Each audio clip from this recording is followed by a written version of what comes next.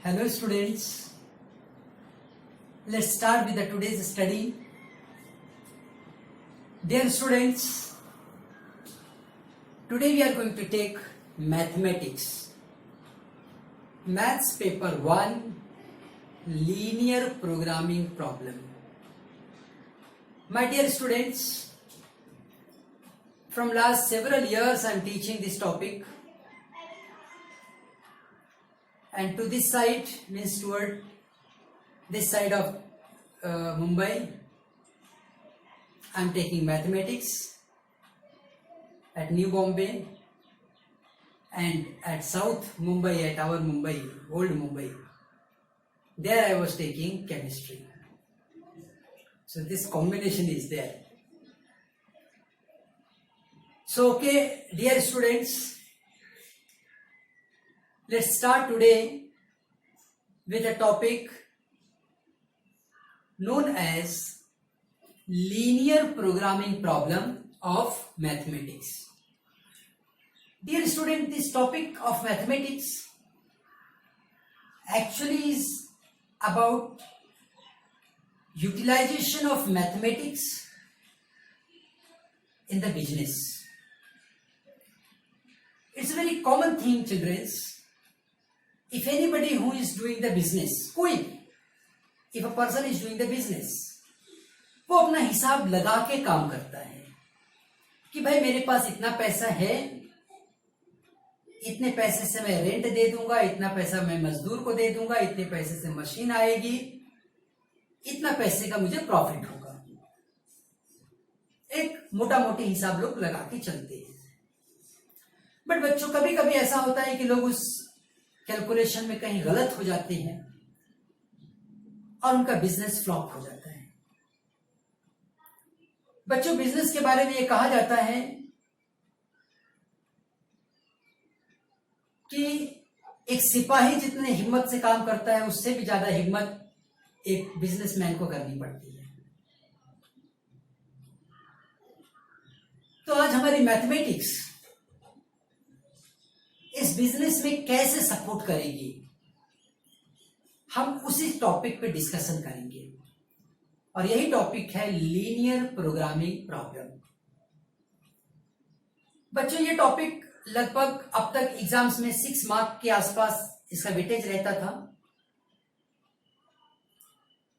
ये बहुत सिंपल सा टॉपिक है. इसमें हमें कुछ लाइंस के बारे में पढ़ना पड़ता है. लाइंस के बारे में बच्चों आप पहले 11th से भी पहले 10th में पढ़ चुके हो. अब ऑफ कोर्स ये बातें पुरानी हो जाती हैं, बच्चे भूल जाते हैं. तो आज हम सबसे पहले इसके बेसिक से स्टार्ट करेंगे और फिर धीरे धीरे कॉन्सेप्ट को हम बिल्ड करते चलेंगे. तो आज हम सबसे पहला पॉइंट पढ़ेंगे. हम पहले लिख देते हैं यहां पे, this is 12th standard, this is maths. मेरा फेवरेट सब्जेक्ट रहा है बच्चों ये मैथ्स. और टॉपिक है लीनियर प्रोग्रामिंग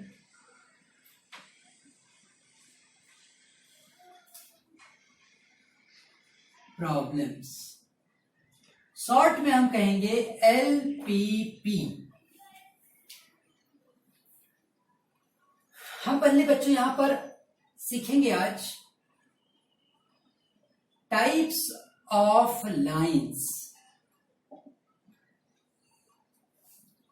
देखो बच्चों, सबसे पहले तो एक ऐसी लाइन होगी, बहुत आसानी से हम ड्रॉ भी कर सकते हैं. हम ऐसा लिखेंगे, a line parallel to x-axis. First, ये लाइन पैरेलल टू x-axis का मतलब हो गया ये लाइन कुछ इस तरीके से जाएगी. यस, अगर ये x-axis है और ये y-axis है बच्चों, और अगर मान लीजिए मैंने एक लाइन ड्रॉ की है y इक्वल्स टू से 2, यहां पे 1, यहां पे 2. इस लाइन के किसी भी पॉइंट का x वैल्यू तो अलग अलग होगा, 1 2 3 4। जैसे पॉइंट है ए बी सी और डी, इन सभी में x की वैल्यू तो बदल रही है। यहां पे a के लिए x की वैल्यू क्या रहेगी 1 और y की वैल्यू क्या हो जाएगी 2। उसी तरीके से बाकी के पॉइंट्स के लिए 2 2 3 2 4 2। तुम एक बात देखो बच्चों, सब कुछ बदल रहा है, खाली y की वैल्यू क्या है कांस्टेंट है। तो जब कभी भी y कांस्टेंट दिया जाएगा, इसका मतलब होता है line is parallel to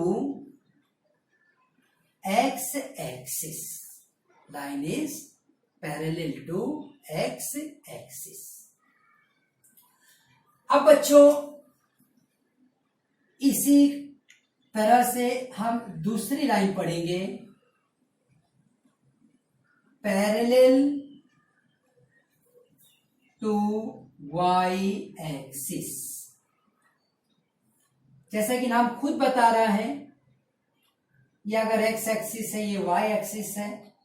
parallel to y axis वाली जो लाइन होगी वो किसी फिक्स पॉइंट से जाएगी। मान लीजिए ये 3 से जा रही है, तो उसका इक्वेशन बनेगा x इक्वल्स टू 3। इसके ऊपर जितने भी पॉइंट लोगे सबके लिए y का नंबर अलग अलग रहेगा, लेकिन x का कोऑर्डिनेट क्या रहेगा, सेम। एग्जाम्पल के लिए हम भी ले लेते हैं, चलो यहां पे a b c 1 2 3। अब बच्चों जैसे a की वैल्यू आएगी 3 and 1, 3 and 2, 3 and 3। देखो ये जो y कोऑर्डिनेट वैल्यू था वो तो बदल रहा है ना, कभी 1 फिर 2 फिर 3 हो रहा है। लेकिन बच्चों जो x कोऑर्डिनेट वैल्यू है वो तो एकदम फिक्स चल रहा है ना, दैट इज ऑलवेज व्हाट 3। वो तो चेंज होगा ही नहीं। तो जब कभी तुम्हें x equals to constant number मिले तो वो लाइन पैरेलल होती है y एक्सिस को। अब इसी तरह से बच्चों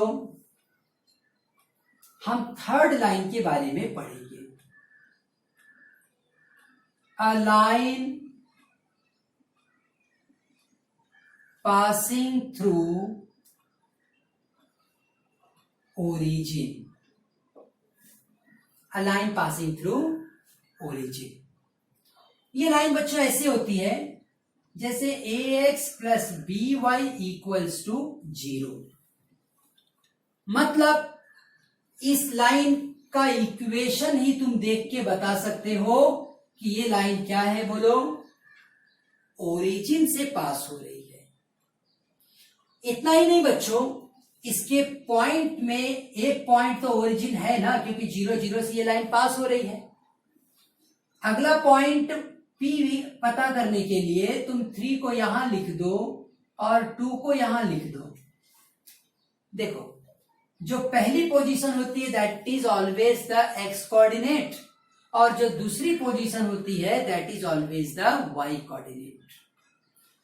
तो हम क्या करेंगे, यहां पे y लिखना था, ये 2x plus 3y equals to 0। तो y कोऑर्डिनेट को यहां पर लिखो और x का जो कोएफिशिएंट है वो y कोऑर्डिनेट की जगह पे लिख लो। तो इस तरह से बच्चों ये हमें पॉइंट मिला 3 and 2। इसमें से जो भी नंबर न्यूमेरिकली नंबर के हिसाब से छोटा हो उसकी साइन आप चेंज कर दो। फिर से सुनो मैंने क्या कहा, y का कोएफिशिएंट यहां पे लिखेंगे, x का कोएफिशिएंट यहां पे लिखो। अब इस पॉइंट P के कोऑर्डिनेट वैल्यूज मिल गए। अब इस नंबर में से जो नंबर छोटा है उसकी साइन चेंज कर दो। बच्चों ये एक तरीका है इस लाइन पे पॉइंट ढूंढने का। हमारा आंसर सही है या नहीं है इसका भी हम अंदाज कर सकते हैं। ये इसका मेंबर है कि नहीं, ये तुम्हें याद होगा, तुम स्कूल में भी इस तरह के सम करते थे। इसकी वैल्यू पुट करो, x की वैल्यू 3 हो गई है और y की वैल्यू -2, 2 3 जा 6, 3 2 जा 6, 6 -6 0 आ गया। मतलब ये पॉइंट P इसका मेंबर है। 0 0 रखने पर भी 0 ही आएगा, तो ये भी उसका मेंबर हुआ।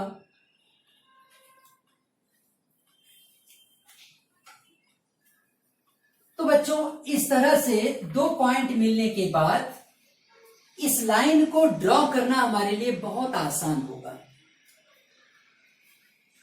मैं यहां पर जब इस लाइन को ड्रॉ करूंगा, ये मेरे लिए हुआ x एक्सिस और ये मेरे लिए क्या हुआ y एक्सिस, और ये हुआ ओरिजिन जिसे मैं 0 0 कहूंगा।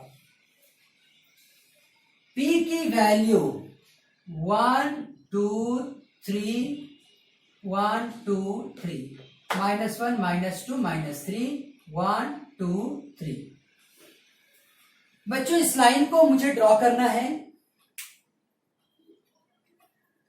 मेरे पास बच्चों एक पॉइंट तो 0 0 मिल चुका है, दूसरा P को मुझे ढूंढ लेना है।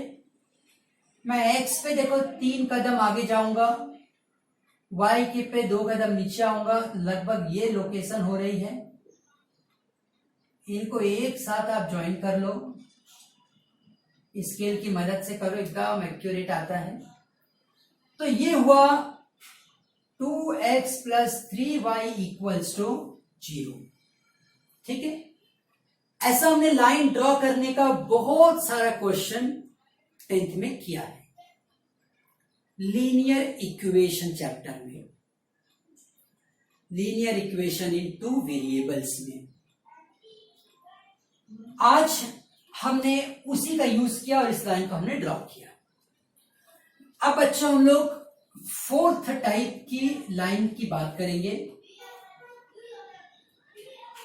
जिसका इक्वेशन है ax_by + c = 0।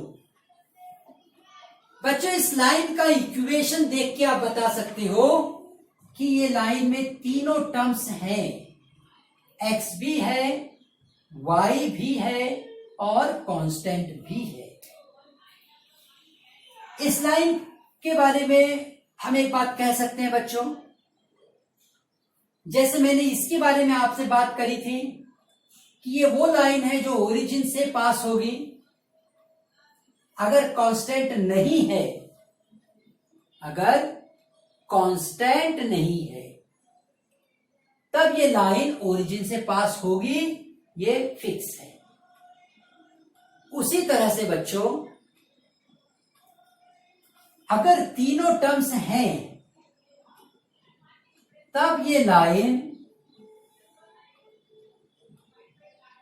जरूर से जरूर कहीं भी x एक्सिस को कट करेगी और कहीं तो y एक्सिस को भी कट करेगी। मतलब a line which is having all the 3 terms will definitely intersect somewhere x axis and somewhere y axis। अब हमें कैसे पता चलेगा? तो जैसे कि एग्जांपल मैं ले लेता हूं बच्चों, 2x + 4y - 32 = 0। ऐसा एक मैंने अपने मन से क्वेश्चन बना लिया। अब बच्चों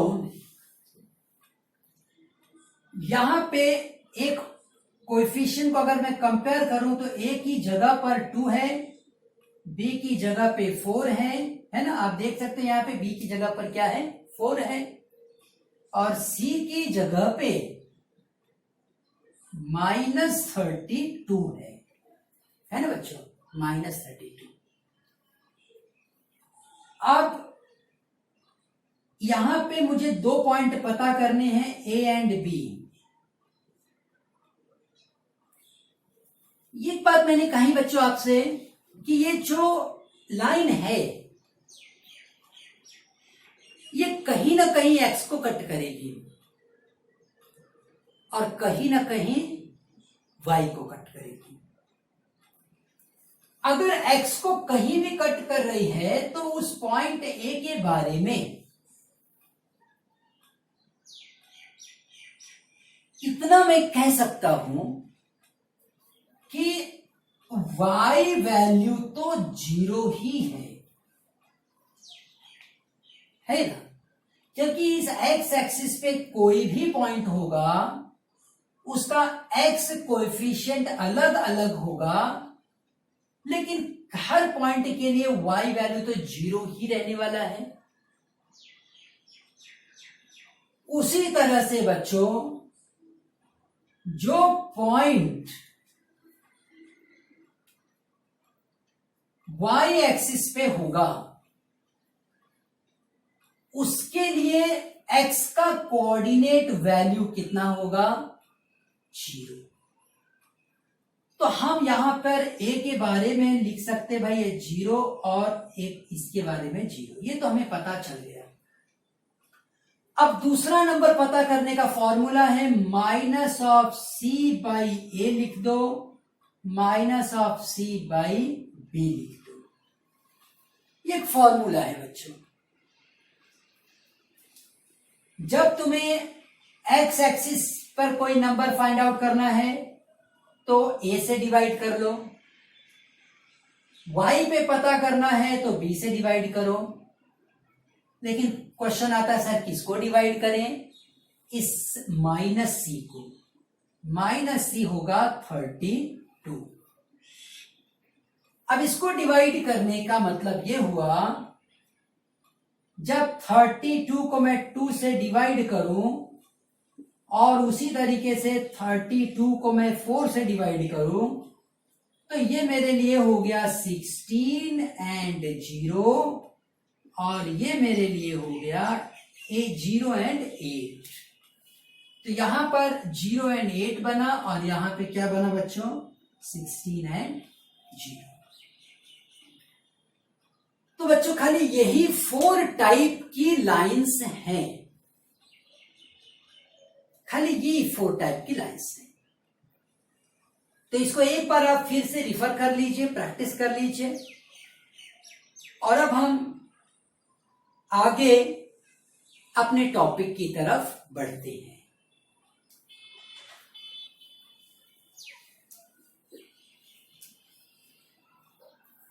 बात की है लीनियर इक्वेशन की, जिसे हम कुछ इस तरह से दिखाते थे।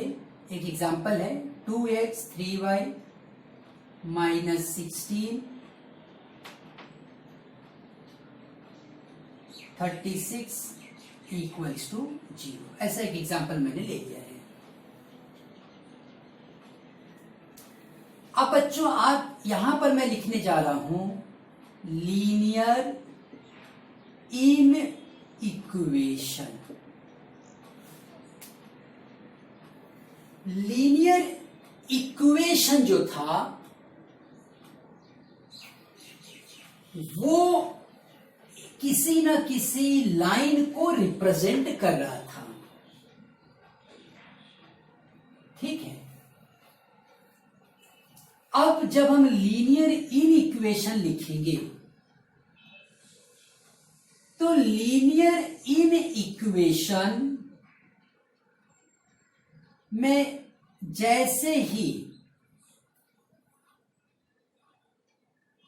इस तरह का कोई सिंबल यहां पे रख देता हूं बच्चों, ये बन जाता है इन इक्वेशन। क्या बन जाएगा, इन इक्वेशन। कभी कभी यहां पे ग्रेटर देन और इक्वल टू की भी साइन दिखेगी। तो जब हम इक्वल की साइन रखेंगे ये बनेगा इक्वेशन, और जब हम लेस देन इक्वल, इसको कैसे पढ़ेंगे, less than equal, greater than equal, इसमें दो बातें बता रहे हैं, इक्वल भी है और लेस देन भी। तो ये सिंबल अगर आपको दिखेगा तो वो बनता है लीनियर इन इक्वेशन। बच्चों, यह लीनियर इन इक्वेशन एक लाइन को ही रिप्रेजेंट नहीं करेगा, बल्कि एक साइड को रिप्रेजेंट करेगा। अगर मान लीजिए ये लाइन है मेरी, तो ये इन इक्वेशन इस पूरी तरह इस साइड के सारी बातों को रिप्रेजेंट करेगा,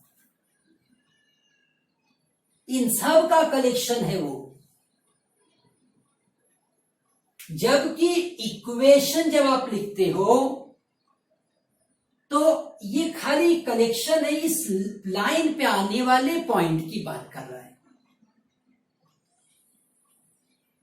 इक्वेशन खाली इस लाइन पे आने वाले पॉइंट की बात कर रहा है, लेकिन इन इक्वेशन इस लाइन के एक तरफ के सारे पॉइंट की बात करेगा। हमें कैसे पता चलेगा कि किस साइड की ये बात कर रहा है? इस बात को समझने के लिए बच्चों हम इस लाइन को अभी ड्रॉ कर लेते हैं। ड्रॉ करते समय हम इसे कंपेयर करेंगे, a इक्वल्स टू 2 लिख के, b इक्वल्स टू 3 लिख के और c इक्वल्स टू 36 लिख के। माइनस c इक्वल्स टू 36 हो जाएगा बच्चों। मुझे ये बात पता है बच्चों,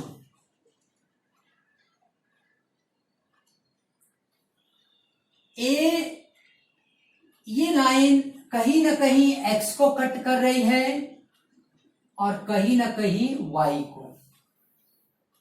x को जहां भी कट करेगी उसके वो पॉइंट माइनस c/2 से पता चल जाएगा मुझे, माइनस c/a करके। मैं थोड़ा अलग सिंबल यूज कर रहा हूं, पॉइंट p एंड q ले लेता हूं और q मुझे मिलेगा माइनस c/b लिखने से। बच्चों माइनस c कितना है, 36/2 और q जो बना वो 36/3। ये 18 आ गया बच्चों और ये 12 आ गया। तो p की वैल्यू मिली मुझे 18 एंड 0 और q की वैल्यू मिली 0 एंड 12। बच्चों ये मैंने x एक्सिस ड्रॉ किया हुआ है, ये y एक्सिस ड्रॉ किया है और ये हमारे पास में पॉइंट है। अभी हम सॉल्व कर रहे थे 2x plus 3y minus 36 less than equals to 0। इस लाइन पर हमने दो पॉइंट कलेक्ट किया। पहले पॉइंट को मैं यहां पर देखो लोकेट करूंगा।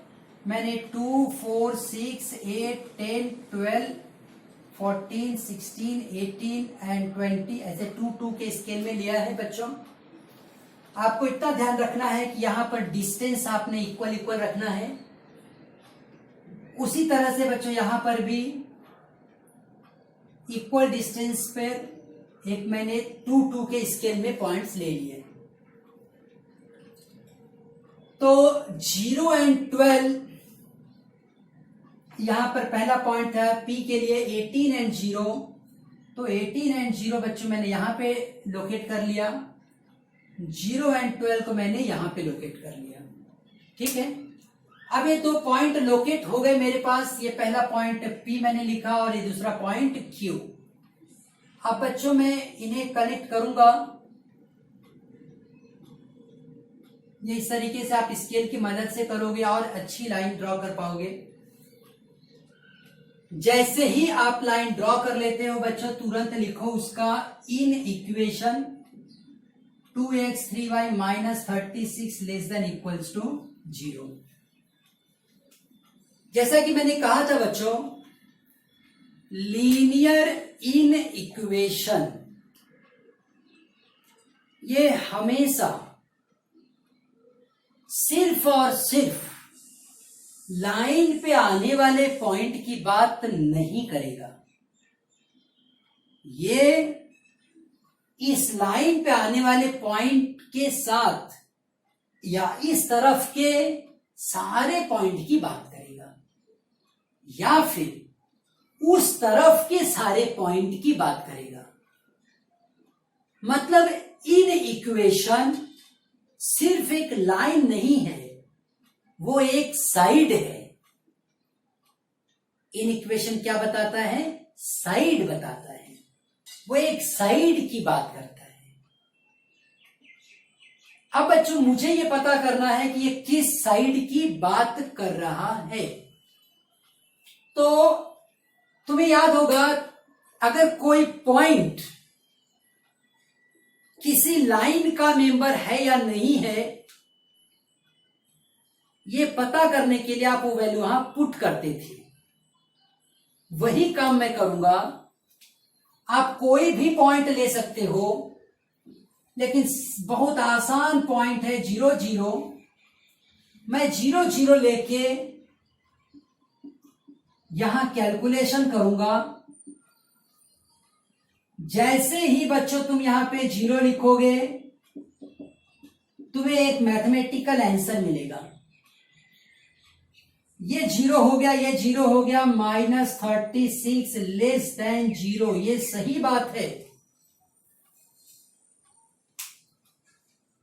एक निगेटिव आंसर, निगेटिव नंबर 0 से छोटा ही होता है। तो तुम्हें एक सही जवाब मिला। अगर एक सही जवाब मिल गया, इसका मतलब इस तरफ के तुम किसी भी पॉइंट को लेके काम करोगे तो तुम्हें सही ही जवाब मिलेगा। अब हमें सारे पॉइंट लेके कैलकुलेट नहीं करना है। पता चल गया ना इस साइड क्या रिप्रेजेंट कर रहा है, तो बस खाली यहां पे एक फ्लैग बना दो। ये एक मार्किंग कर दो थोड़ी सी, हम उसको फ्लैग कह देते हैं। ये मार्किंग से आपने बता दिया कि भाई यह लीनियर इन इक्वेशन इस साइड के सारे पॉइंट की बात कर रहा है। क्या कर रहा है? ये इस साइड के सारे पॉइंट की बात कर रहा है।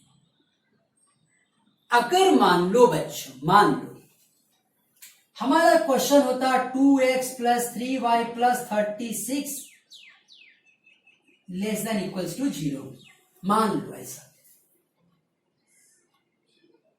और तुम यहां पे 0 रखते, फिर यहां पे तुम 0 रखते, फिर 36, फिर ये 36 लेस देन 0 आ जाता, और ये आंसर क्या होता? गलत होता ना मैथ्स के हिसाब से। इसका मतलब ये होता कि ये लाइन जहां भी होगी, ये लाइन, ये इन इक्वेशन ओरिजिन के साइड को नहीं बता रही है। अगर ओरिजिन की साइड नहीं है तो किसकी साइड है? Non origin side. अभी क्वेश्चन करते वक्त बच्चों ऐसे कई क्वेश्चंस आएंगे, कई पॉइंट आएंगे। हम सब हर बार 0 0 रख के देखेंगे। अगर हमें एक ऐसा आंसर मिल रहा है जो मैथमेटिकली सही बात है, तो कहेंगे कि हाँ भाई ये इन इक्वेशन इस साइड को रिप्रेजेंट कर रहा है। अगर गलत मिल रहा है जवाब, मैथ्स के हिसाब से 36 तो छोटा नहीं है 0 से, तो फिर हम कहेंगे कि भाई 0 0 उसका उस साइड का मेंबर नहीं है, मतलब ये जो इन इक्वेशन होगा वो इस साइड को रिप्रेजेंट नहीं कर रहा है।